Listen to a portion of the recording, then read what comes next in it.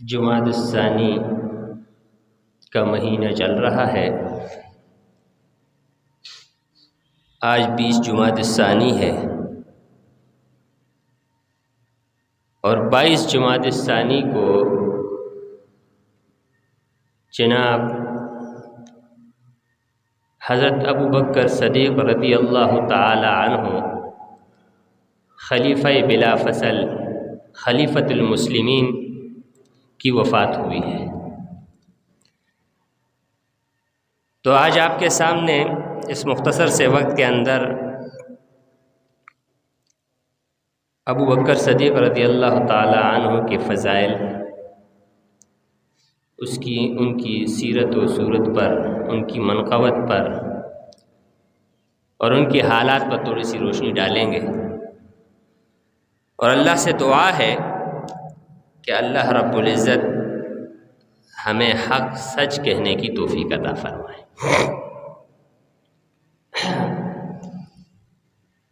یہ ہمارا عقیدہ ہے اور یہ ہمارا ایمان ہے، یعنی ہمارے ایمان کا جز ہے کہ جیسے اللہ رب العزت نے انبیاء اکرام کو مبعوث فرمایا، مخلوق کو ہدایت کے لیے، یعنی مخلوق کی ہدایت کے لیے انبیاء کو مبعوث فرمایا،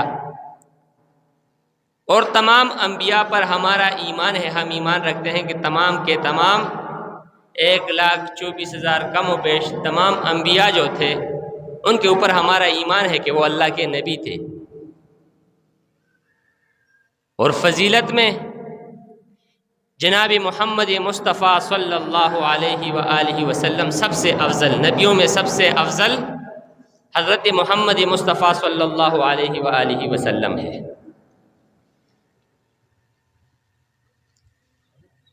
اسی طرح تمام صحابہ اکرام رضوان اللہ علیہم اجمعین جنہوں نے نبی کی صحبت دیکھی یا جنہوں نے ایمان کی حالت میں نبی کو دیکھا، وہ تمام کے تمام صحابی ہیں اور ہم ان کو صحابہ مانتے ہیں۔ لیکن فضیلت میں جناب ابوبکر صدیق رضی اللہ تعالی عنہ کو جو فضیلت حاصل ہے وہ کسی اور صحابی کو حاصل نہیں ہے۔ خلیفہ بلا فصل خلیفۃ المسلمین جناب ابوبکر صدیق رضی اللہ تعالی عنہ ہے، اور یہ ہمارا ایمان ہے۔ اس کے بارے میں ہمیں معلومات ہونی چاہیے۔ اب سب سے پہلی بات جو ہے وہ ہے جناب حضرت ابوبکر صدیق رضی اللہ تعالی عنہ کا یہ نام، سب لوگ ابوبکر صدیق رضی اللہ تعالی عنہ کو ابوبکر صدیق کے نام سے جانتے ہیں، لیکن اصل میں یہ اس کا اصل نام نہیں ہے۔ اصل نام ابوبکر صدیق رضی اللہ تعالی عنہ کا، یعنی جب ان کو ابتدا میں ان کا نام رکھا گیا تھا، ان کا نام تھا عبد رب الکعبہ، عبد رب الکعبہ۔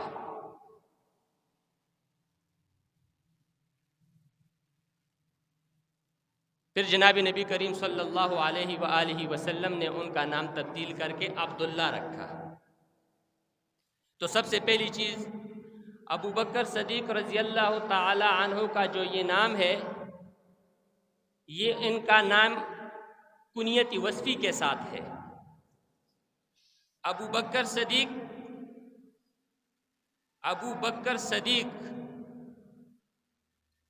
کنیت وصفی نام ہے۔ دیکھیں، کنیت دو طرح کی ہوتی ہے، ایک کنیت وصفی ہے، یعنی کسی خاص صفت کی وجہ سے جو کنیت دی جاتی ہے، اور ایک کنیت نسبی ہے جو نسب کی وجہ سے کنیت ملتی ہے۔ تو ابوبکر صدیق رضی اللہ تعالی عنہ کی بکر نام کا کوئی بیٹا نہیں تھا، نہ کوئی صدیق نام کا کوئی بیٹا تھا۔ یہ صدیق لقب جو ملا ہے یہ بھی ان کی صفت ہے، اور بکر جو ہے یہ بھی ان کی صفت ہے، اور اصل نام ابوبکر صدیق رضی اللہ تعالی عنہ کا نام عبداللہ ہے۔ یہ بات سمجھ لینی چاہیے۔ اب ابو بکر صدیق کو ابو بکر کیوں کہتے ہیں؟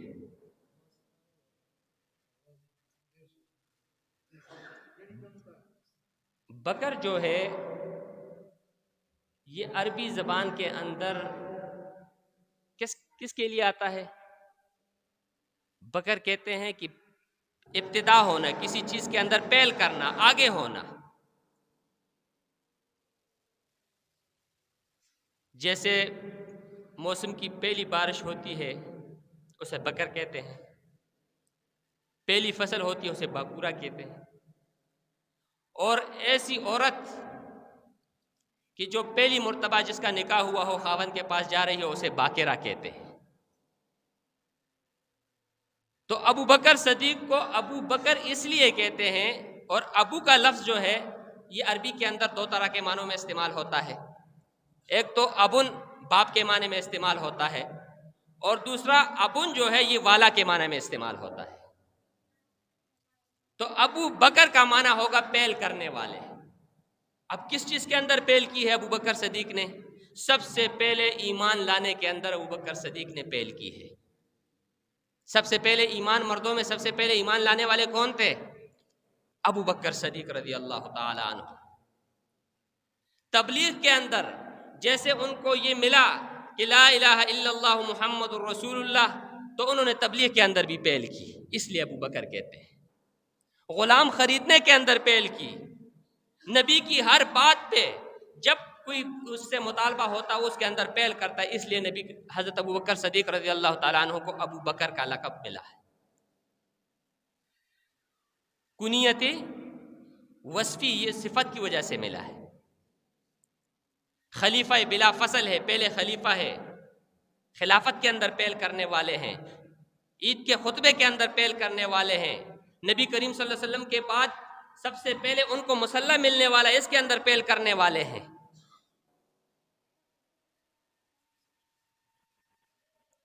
تو ہر چیز کے اندر دین کے لیے جو بھی تقاضا آتا ابو بکر صدیق سب سے پہلے ہوتے، اس لیے اسے ابو بکر کہتے ہیں. اور دوسرا صدیق، یہ بھی صفت ہے.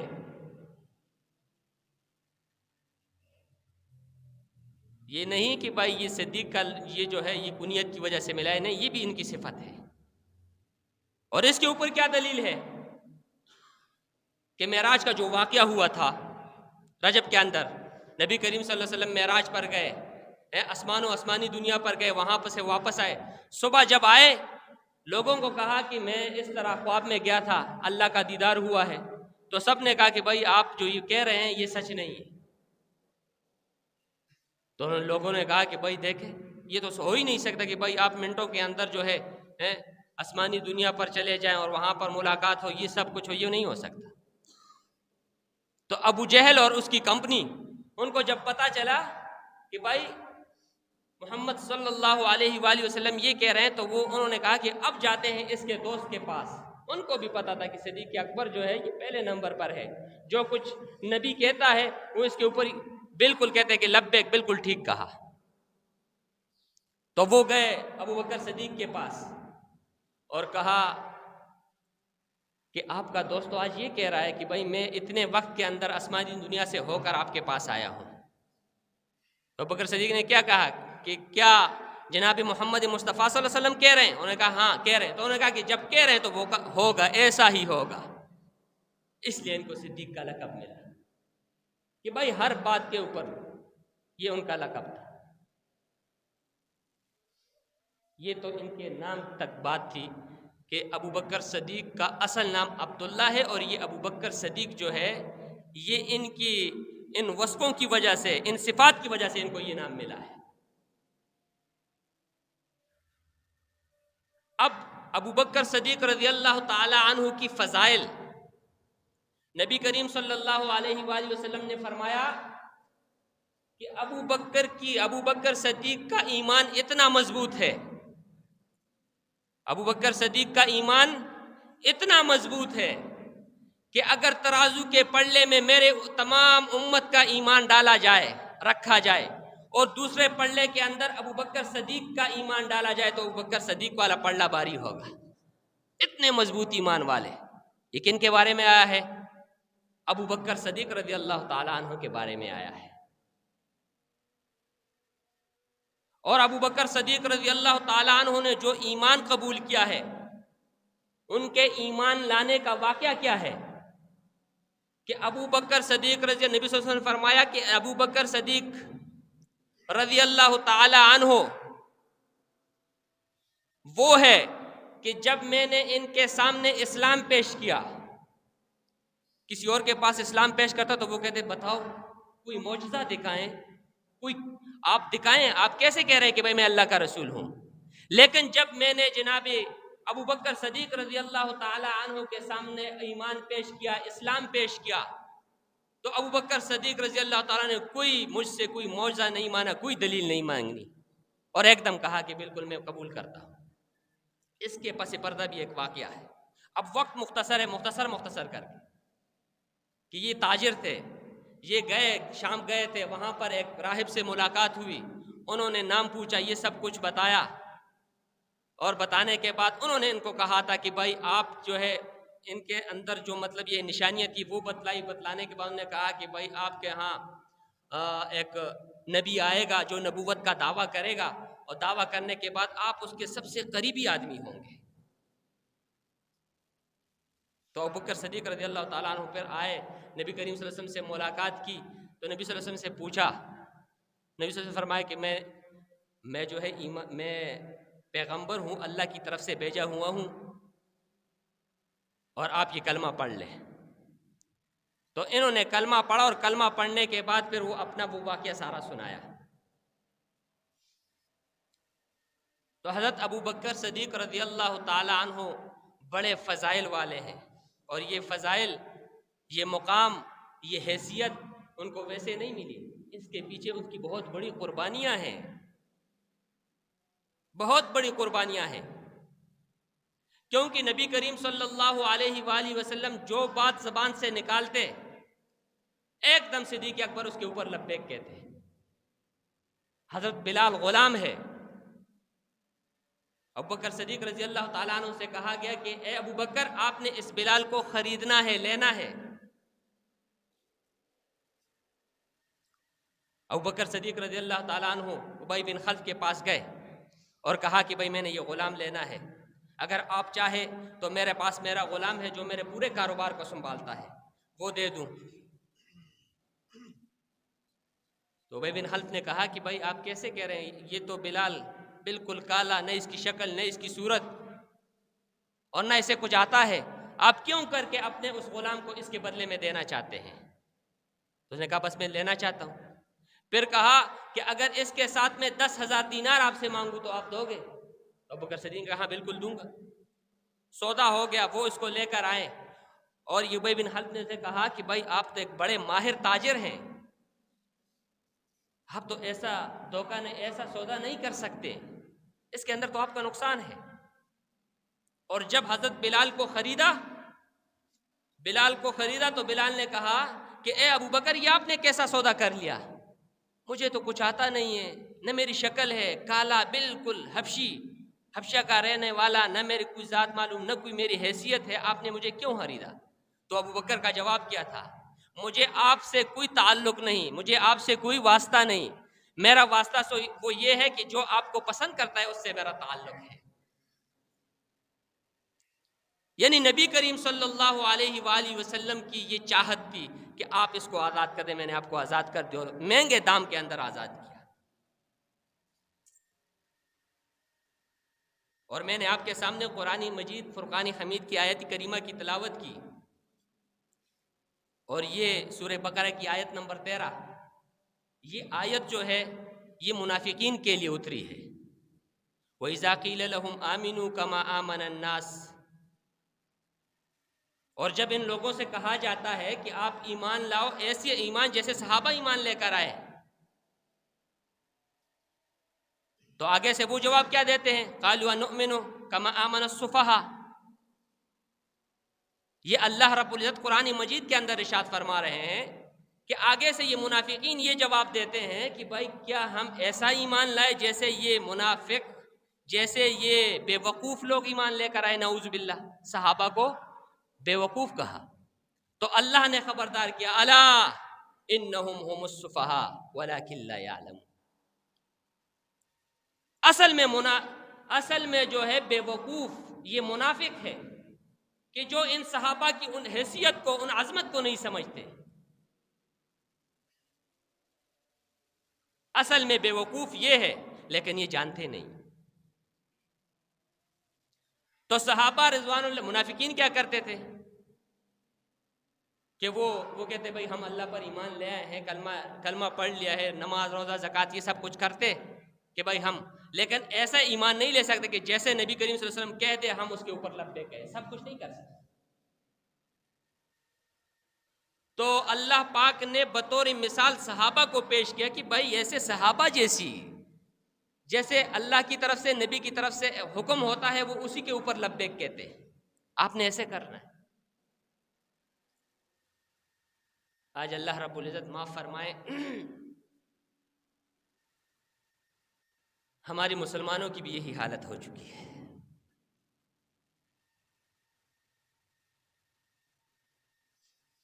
کہ بھائی کلمہ، نماز، روزہ، زکوٰۃ یہ تو کرتے ہیں، حج کرتے ہیں، حاجی صاحب خود مسجد میں ہوتے ہیں، بچے پیچھے جو کچھ کرے. حاجی صاحب ابتدائی زندگی جیسے مرضی جیسے گزار دی، اب آخری وقت اس ترتیب پہ آ گئے اور کہہ رہے کہ بھائی بیٹے، اگر کوئی پوچھے کہ بیٹے سے پوچھ لو کہ بھائی ابھی 20-25 سال عمر ہے اس کی، رکھ لے گا، آخری عمر میں بھی رکھ لے گا.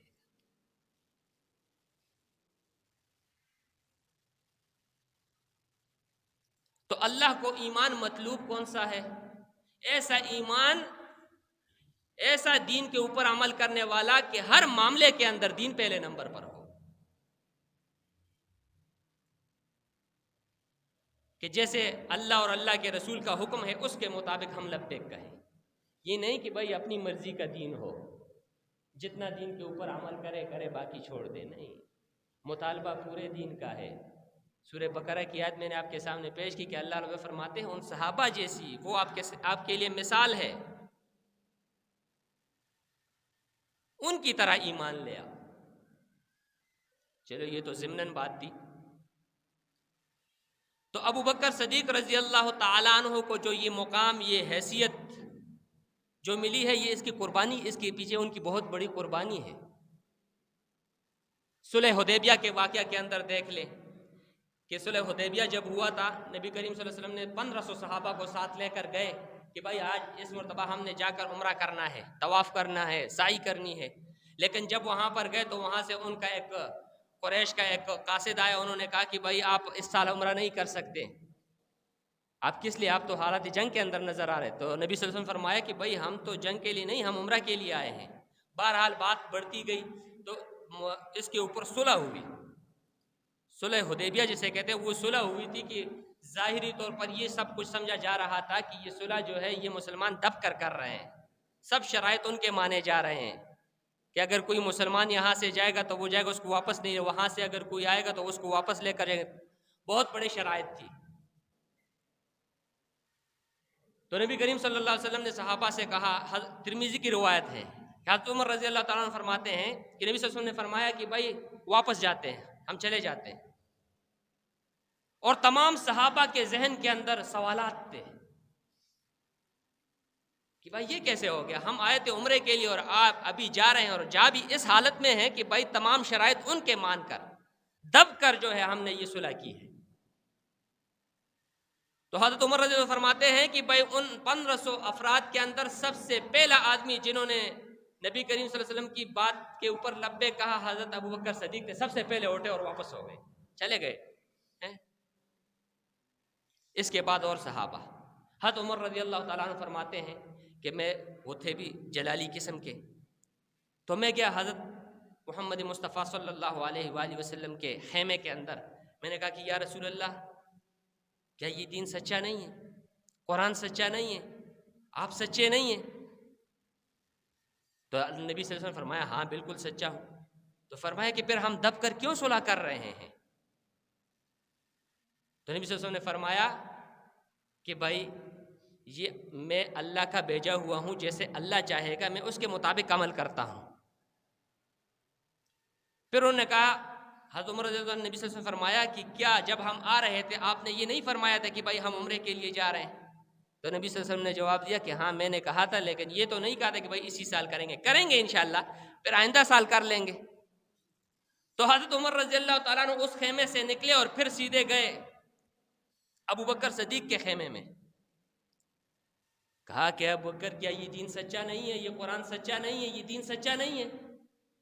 تو ابو بکر صدیق نے کہا ہاں بالکل سچا ہے، اور فرما رہے ہیں حضرت عمر رضی اللہ تعالیٰ عنہ، ترمذی کی روایت کے اندر ہے کہ میں نے دیکھا کہ اور صحابہ بیٹھے ہوئے اور حضرت ابو بکر صدیق رضی اللہ تعالیٰ عنہ مزے کے ساتھ کھجورے کھا رہے ہیں، بے فکر ہو، ان کو کوئی پریشانی، کوئی غم، کوئی سوال ذہن میں نہیں ہے، بھائی جو بھی ہوا صحیح ہوا، جیسے محمد مصطفیٰ چاہتے ہوئے، جیسے اللہ اور اس کا رسول چاہتے ہیں، میں بالکل اس طرح۔ تو میں نے کہا کہ اے ابو بکر آپ کیا کر رہے ہیں؟ مجھ سے تو برداشت نہیں ہو رہا کہ بھائی ہم 1500 افراد ہیں اور دب کر جو ہے ہم نے صلح کی ہے اور واپس جا رہے ہیں۔ تو وہی سوال جو میں نے جناب محمد مصطفیٰ صلی اللہ علیہ وآلہ وسلم سے یہی سوال ابو بکر صدیق سے کیے، تو ابو بکر صدیق رضی اللہ تعالیٰ عنہ نے بھی وہی جواب دیا کہ یہ اللہ اور اللہ کے رسول کا معاملہ ہے، جیسے وہ حکم دیں گے ہم اس کے تابع دار ہیں۔ تو پھر میں نے کہا کہ بھائی ہم تو عمرے کے لیے آئے تھے، تو فرمایا کہ صدیق اکبر نے مجھے وہی جواب دیا جو حضرت محمد مصطفیٰ نے دیا تھا۔ کہا کہ بھائی یہ سال تو ضروری نہیں ہے، آئندہ سال کر لیں گے، حالات برابر اور انشاءاللہ کریں گے۔ تو یہ مقام، یہ حیثیت جو ان کو ملی ہے، یہ ان کی قربانیوں کے پیچھے ملی ہے۔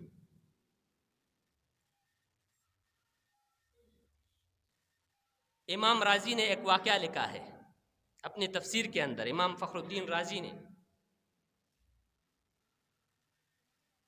کہ اللہ پاک کو بھی جناب ابو بکر صدیق رضی اللہ تعالی عنہ کے ساتھ بڑی محبت تھی، اور ان کے چرچے آسمانوں میں ہوا کرتے تھے۔ وہ فرماتے ہیں کہ حضرت ابو بکر صدیق رضی اللہ تعالی عنہ کو نبی کریم صلی اللہ علیہ وآلہ وسلم اپنے ذاتی کاموں کے لیے بھی بھیجا کرتے تھے۔ جیسے ہم کوئی خاص آدمی ہو، ہم اس کو کہتے ہیں کہ بھائی میرا یہ فلانا کام، یہ فلانا کام، یہ ایک قسم کا لگاؤ ہوتا ہے، ایک محبت ہوتی ہے، اس کے ساتھ اعتماد ہوتا ہے۔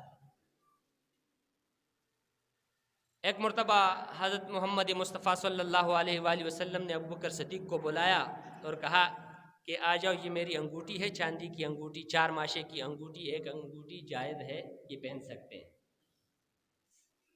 لوہا سونا یہ مرد کے لیے حرام ہے، اور باقی نہیں، چاندی کی 4 ماشے کی انگوٹھی، یہ انگوٹھی لے اور جا کر مصور سے جو لکھنے والا ہوتا ہے اس کے اوپر اللہ کا نام لکھ کر آؤ۔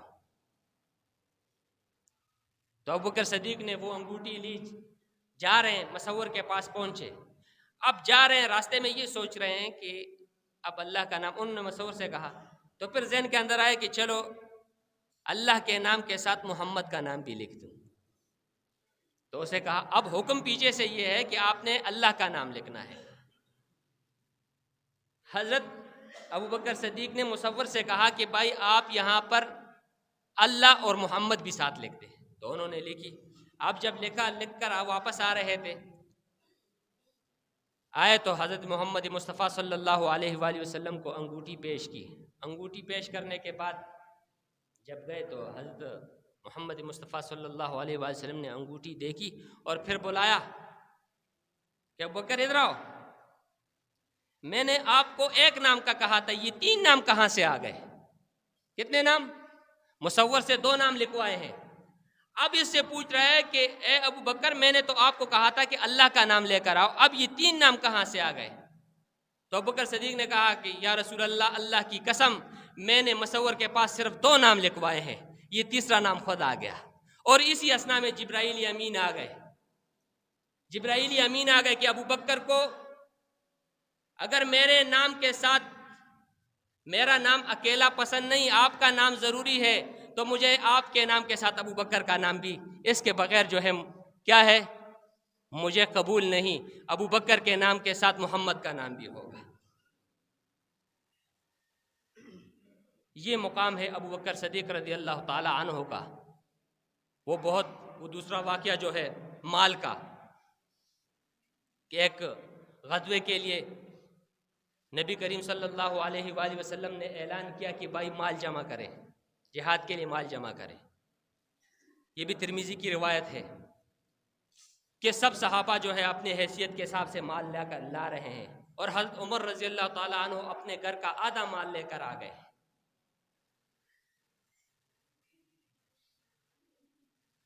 ابو بکر صدیق رضی اللہ تعالیٰ عنہ نے اپنے گھر کا سارا سامان سب کچھ لے کر آ گیا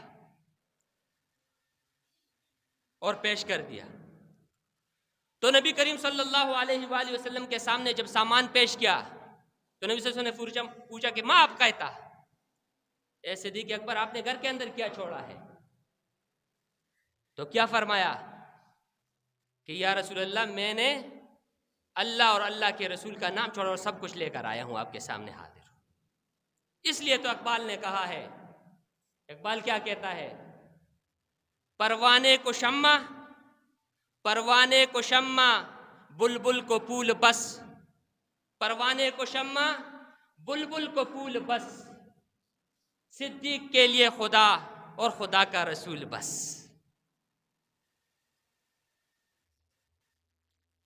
کہ یا اللہ، کہ یا رسول اللہ میں نے اللہ اور اللہ کا رسول کا نام لے کر چھوڑ کر آیا ہوں اور سب کچھ آپ کے سامنے حاضر ہے، اور اپنی پگڑی بھی ان کے جولی میں ڈال دی کہ یہ سب کچھ حاضر ہے، اور اپنے تن کے کپڑے وہ بھی اتار دیے تھے، ایک ٹاٹ کا کپڑا لباس پہنا ہوا ہے،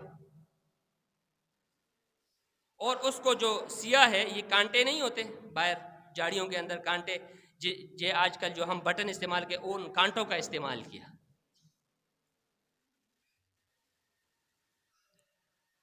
اس یسنا میں جبرائیل امین اترتے ہیں، اور جبرائیل امین کی روح کو دیکھا گیا کہ انہوں نے بھی ٹاٹ کا لباس زیب تن کیا ہوا ہے۔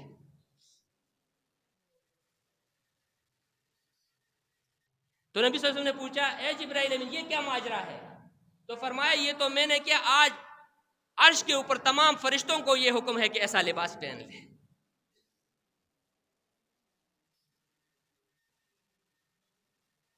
یہ صدیق اکبر کی قربانی تھی، اور اللہ رب العزت کی طرف سے اعلان ہے کہ میں ابو بکر سے راضی ہوں،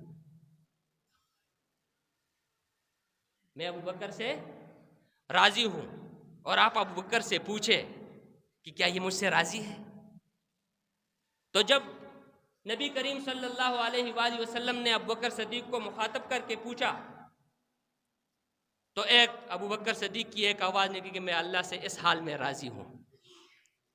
اس لیے شاعر کہتا ہے خودی کو کر بلند اتنا، خودی کو کر بلند اتنا کہ ہر تقدیر سے پہلے خدا بندے سے خود پوچھے بتا تیری رضا کیا ہے۔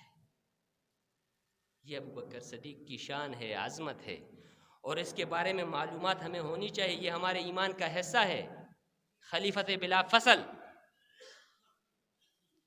اور تمام صحابہ میں سب سے افضل صحابی، ممتاز صحابی جناب ابو بکر صدیق رضی اللہ تعالی عنہ ہے۔ اگر ان ابو بکر صدیق رضی اللہ تعالی عنہ کو درمیان سے ہٹا دیا جائے تو میں کہتا ہوں کہ ہمارے پاس یہ دین صحیح طریقے سے آ نہیں سکتا، کیونکہ نبی کریم صلی اللہ علیہ وآلہ وسلم کا جب وصال ہوا تو وصال کے وقت تمام صحابہ پریشانی کے عالم میں تھے، اور جو خطبہ دیا، جو امت کو سنبھالا، وہ کس نے سنبھالا تھا؟ ابو بکر صدیق نے سنبھالا تھا۔